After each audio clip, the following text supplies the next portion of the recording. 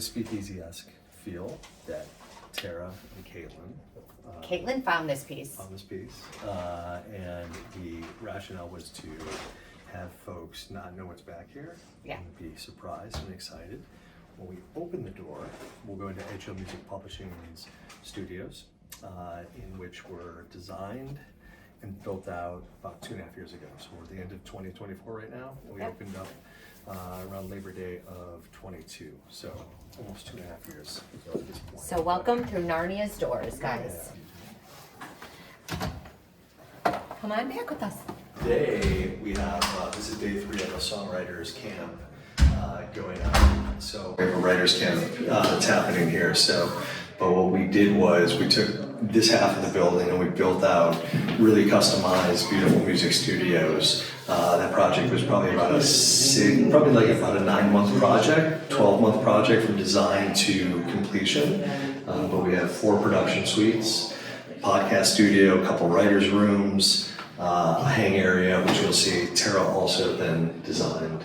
All the aesthetics back here as well, with the exception of the rooms. The rooms we hired one of the top music studio designers and contractors and all that. But yeah, why don't you take it from here? Okay, come on back in through here. A publishing company. Publishing basically is we are helping writers with their journey on getting their songwriting out into the world. So whether it be they put it out there as their own artists and they put out their own songs, or we get their lyrics and their music into the hands of other artists and we try to get it out there to get those music pieces cut. So all the songs that you guys hear, there are people that work behind the songs, those are the songwriters, and we are here to help those songwriters. But in order to do that, you need somebody that's going to plug that music. Come on in. It's going to be somebody that needs to plug that music, meaning there needs to be somebody that has all those contacts with all those various different artists out there, with all the different managers, with all the different publishing companies that are out there. Our head of A&R, her name is Julia. Julia, this is Julia's office. It's very tiny, but she's a tiny little person, so she's like, this is perfect. It's her little space. We need to decorate it more. We always say that. But this is where all the magic happens in this space. Julia basically is our plugger. She is the one that goes out into the world. She's the one that works directly with the songwriters. She is the one that, like, when they have concepts and ideas, they come to her. They throw them at her. She helps tweak them. She tells them what is, like, kind of needed out there in the song space. And she's the ones that help facilitate getting those songwriters into the artist's hand. We have 2 production studios back here that for our 2 producers that are under our publishing company. We have Spencer Rabin. Spencer is a very incredible producer in pop, K-pop, and country. This is his space. He's also a songwriter. We also have Dave Villa. This office is currently being used right now because Dave is in LA with his pop music, and he is now doing a ton of production out in LA. But this is Dave Villa's space. Dave is incredible when it comes to pop and K-pop. He's been in quite a number of K-pop camps too, and he is just an incredible writer. But like we said, right now we're in the songwriter camp from Salt Lake, a group out of Boston, and they are here right now, so they're using some of our spaces. Spencer's in the process of producing right now and working on some Spencer's by demos. himself right now, so he looks like he's very surprised. But this is just a very quick little video clip of Spencer's studio where a lot of the magic happens, and he is extraordinarily talented, and we're very grateful to have him, and he should be very grateful to have us. He should be very grateful to have us as well. He's very unrecouped right now on his balance, but that's okay. He's only one hit away from maybe being able to be recouped or somewhat recouped. Poor Spence. But Spence. all kidding aside, Spencer's extraordinarily talented. This gives you a little flavor. Spence, if you don't mind, for like literally just like 1 minute, and then we're on. But just like walk through a little bit of kind of like the technology maybe behind the walls in a studio like this, if you don't mind. Like, what don't people see in terms of like what's behind here and what makes a room like this so special? Well, the room is so special because it's perfectly treated. And a lot of times when you're working with really high-end condenser microphones or trying to like record a source, microphones pick up everything. Everything has like natural sound deflection. Like you yell on the piano, and so walls have that. And so anytime you record anything, you're not just recording the source, but you're also recording the walls and all the stuff that you don't want. And so what's great about rooms like this is that it isolates the source so that you can just get a good vocal or a good guitar part or good anything that is recorded in this room is perfect and exactly as it should be. And so it's amazing. And I also have some guitars, piano, desk, speakers, synthesizers. Talk about the mics that you use, like why you choose the mics that you do. What's the importance of certain microphones? Well, it just depends. Sometimes some microphones work really great on vocals, some sound really good on instruments, some are more focused. They come in all sorts of different shapes and sizes.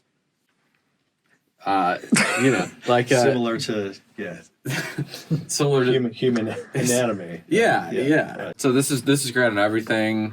This is great, really great on vocals and guitars. It's the same thing with all gear. Just like different things have their purpose, but it's all about how they like gel together. All my guitars are like in different tunings and stuff. Like this is in like an open tuning, so if I want to play an A, I can. It's really accessible. That sounds different than this guitar, which is tuned to D.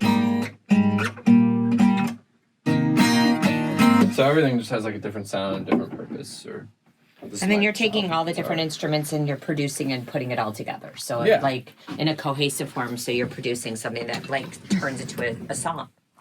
Literally, people come in here with nothing, and they leave with something else, which is cool.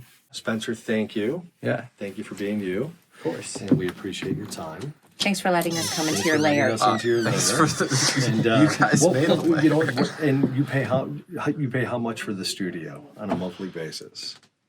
I was actually just thinking about a way you could take some of my producer fees as like quasi rent for the studio. But what is it? What do you pay in rent? 0. Okay. Let's move on out.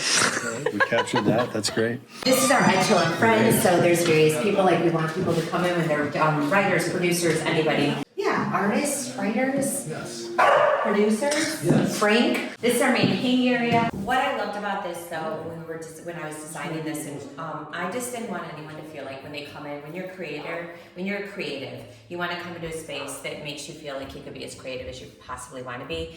But when you are looking at one certain type of genre and you're a writer, you're really not going to be creative in any other space. So like if you're a country writer and you see only pop around you, it's not going to make you feel creative enough in your space. So this one doesn't fit into any genre. This is just creative. This is just be who you are. So that way if you come in, you don't have to look at only one genre of music and feel like you have to only create that. As a creative, you should be able to create anything. And so that's kind of why we chose what we did when we were building this out. It's kind of some bunnies and great things on the walls. Actually, when I was designing this space, it was very funny because I literally found this one picture in the center right there. I built the rest of the space around that. So like the entire design came from this picture only. And I felt like there's something about a tiger and tigress, power, inspiration, freedom. And so I kind of built all that around that. And then that's how I ended up building off of what I wanted to do in the rest of this space. Again, when you're kind of out in the wilds, that jungle-esque feel, like you could do and be anything that you want to be. And that's kind of where the basis of this whole space came into play. The greens and stuff are very rich. They've got a jewel tone. There's just like all this creative like juices that run through you when you're in this. But there's like inspirational things. They're very fun. They're not your typical publishing company space. Like again, I want all kinds to feel like they have a place in here. We have a production room on this side that people are in, they're producing, we'll call that the plug and play. So we have people coming from all around the world and they want to use a space that they could just like come, not bring all their gear. We have gear pretty much everywhere in this entire space. You could go in, set up, start producing, plug and play, ready to go. We have 2 ISO booths, meaning that you can have the artists that are singing go into the ISO booths. They can sing in the microphone. They're not going to hear anything but the singing. They could be piped into any production studio, no matter where you're working, which is a very cool thing. Like Spencer was explaining, all of these rooms are soundproofed in a certain way, but you take that in one extra step when you go into an ISO booth because that is just isolation sound for the musician and the artist that is singing. We have these writers' rooms, and they also work as podcast rooms. We have podcasters that come in and out. Josh and I have our YouTube channel, and we have people that come and again, just be creative. Artists and songwriters work at all different times and all different hours. So sometimes people are working all overnight. Sometimes people are working during the day, but all kinds of people coming in together. It's all about the hang when you're a writer. It's all about like what you're feeling. There's a story to be told, and that's what gives everybody the space to do that. And to feel like they could just hang anywhere, honestly, to do that also is just what's so charming about this place. So we have these other writers' rooms and production rooms here. This one is not a plug and play. This one you can have the capability to bring your own equipment, plop it into the table, and then you can produce with your own equipment, which gives people the ability to do that. And then we have this great space that we have like food and drinks and beverages and stuff for people that come on in. They have their own private door to come in and out of. Spencer is the studio manager on hand, so people are working at all hours of the night. Spencer is here at all times to make sure the equipment is used safely and properly, and if anyone has any questions. Julia supplied us with this air hockey machine, which is a great addition, although right now it currently looks like a buffet table, so we're gonna go with that, because anything goes here. And then this actually was very cute because it was more than cute. I was in our house of 38, and we were driving our golf cart. And I sort of ran out of gas as I was driving my golf cart on 38, and there's nowhere to go, so I stopped at a location, and I just needed to borrow their outlet so I could plug in our golf cart.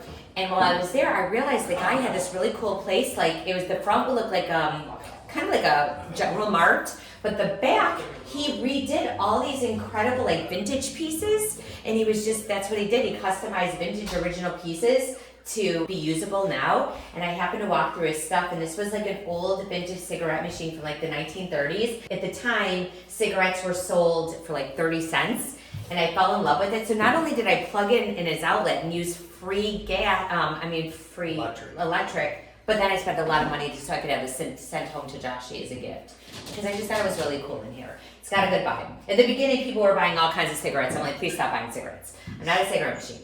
But it's just, again, this very underground, speakeasy, cool vibe in here. This is the creative incubator of the building. So get tons of creatives in here, songwriters, producers, artists, yeah, just people that we don't know, people that we know, a lot of repeat folks that we've developed relationships with, and most of them who come in are not part of Edgehill, part of our actual company. They are collaborators with folks that are with us on the Edgehill roster. So it is all about relationship building. Julia does a phenomenal job of picking and choosing and allowing folks to come back here and utilize the studios, and that's pretty much what we have going on. But yeah, it's great. Yeah, we spent a lot of time trying to figure out exactly what to do back here. Early on in the design, it was not going to be the way it turned out today, but the more that Tara and I became educated in how music is actually made today. Spencer helped a lot.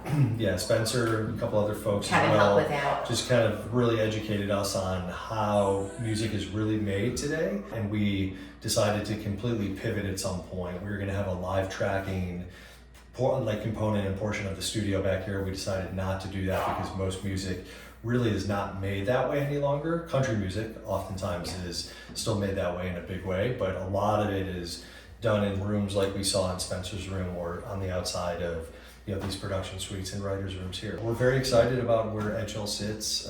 Today we're a little over 5 years in to the runway of Edgehill. Do we have a name for ourselves now? It was August. People know Edgehill? They do, yeah. It's a great little reputation here in town. I'd say we're one of the more still under the radar, but not really under the radar. Certainly one of the more well-known independent publishing companies here in town. So yeah, we're super excited about it. So welcome to our creative space, guys. We're so glad that you guys could come in and see what it's all about. Like I said, we have multiple different businesses here, but in the end, it's still like this collaborative, creative family business. Whether you're in the front or in the back, or if you're all together, that's what it's all about here. And we have our own bananas. Bananas for all. Thank you.